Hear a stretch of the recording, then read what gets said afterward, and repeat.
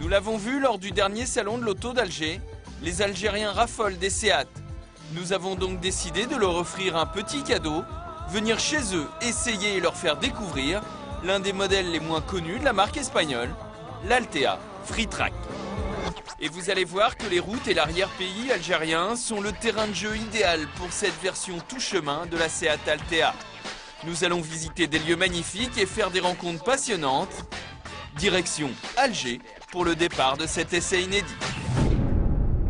Départ de l'aéroport d'Alger, direction Béjaïa. 400 km nous attendent pour faire l'essai de l'Altea Freetrack et découvrir les magnifiques paysages algériens. On quitte rapidement les bouchons de la capitale pour tout de suite emprunter l'un des symboles de la révolution économique qui est en train de vivre le pays. Alors là, nous venons de sortir d'Alger et nous sommes sur la toute nouvelle autoroute, l'autoroute Est-Ouest, qui coupe l'Algérie d'Est en Ouest, comme son nom l'indique, et qui est l'une des fiertés de l'Algérie moderne, car elle désengorge complètement le pays. Arrivé à Béjaïa, une cité balnéaire qui s'est énormément développée ces 20 dernières années, nous y retrouvons Hamid. Il est journaliste automobile et connaît la région sur le bout des doigts. Et nous glisse ses premières impressions sur le Freetrack qui n'est pas connu d'ici. Bonjour. Bonjour Hamid, comment ça va? Ça va, Saïd? Ça va? Très bien. Bah, bienvenue en Algérie, bienvenue à Béjaïa. Alors c'est quoi la voiture qu'on vous a amenée? Ouais. Ouais, je trouve qu'elle est belle.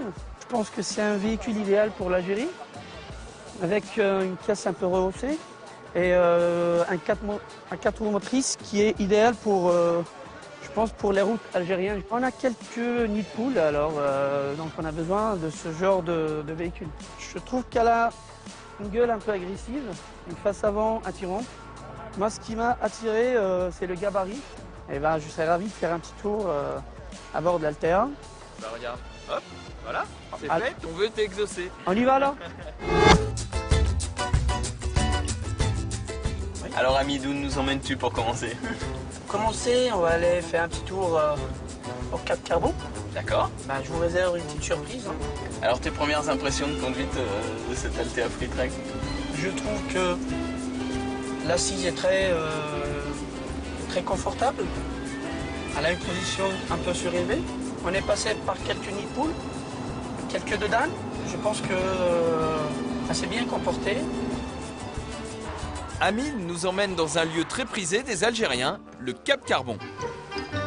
Alors c'est ici le Cap Carbon? Oui, c'est le Cap Carbon, on est arrivé. Là, c'est les grands phares. En fait, on appelle le grand phare parce que juste derrière, il y a notre petit phare. Et je vous ai parlé de petites surprises. Bah oui. Donc en fait, la région... Les voilà. Les voilà, c'est les singes.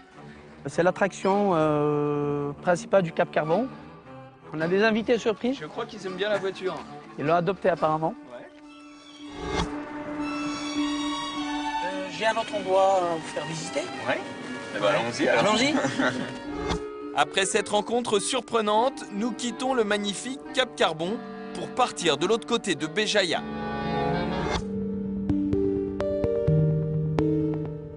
Bah alors on est arrivé, on est à la jetée du port de Béjaïa. Donc j'adore cet endroit parce qu'on apprécie la vue de la ville.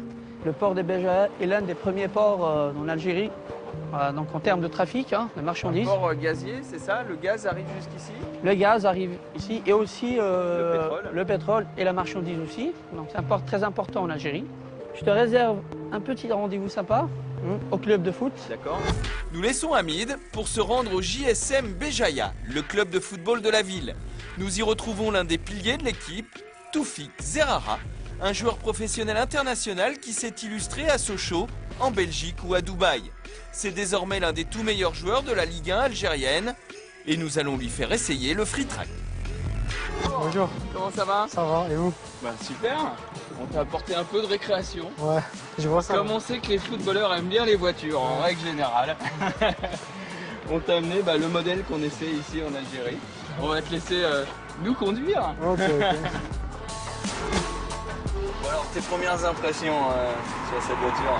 C'est pas mal, c'est facile à conduire, c'est une voiture qui peut être à la fois familiale et à la fois qui peut rouler à la fois dans les routes un petit peu cabossé, tout ça, donc je trouve ça pas mal. Franchement, Un bon compromis. ouais, un bon compromis.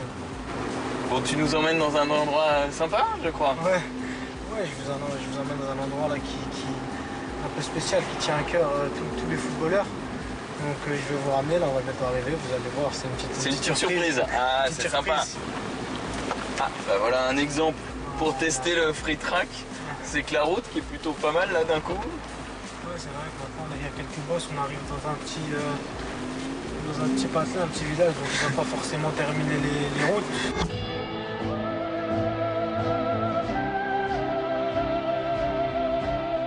Alors où sommes-nous?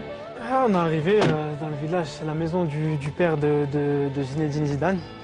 C'est là qu'a grandi son père, et puis voilà, donc ensuite je pense qu'il est parti en France.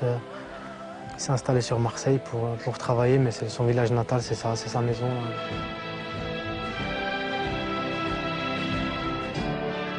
Merci bien. Merci, pas de souci, merci à vous. Que ce soit Hamid ou Toufik, tous deux sont unanimes. Le free track s'est révélé le véhicule idéal pour découvrir l'Algérie.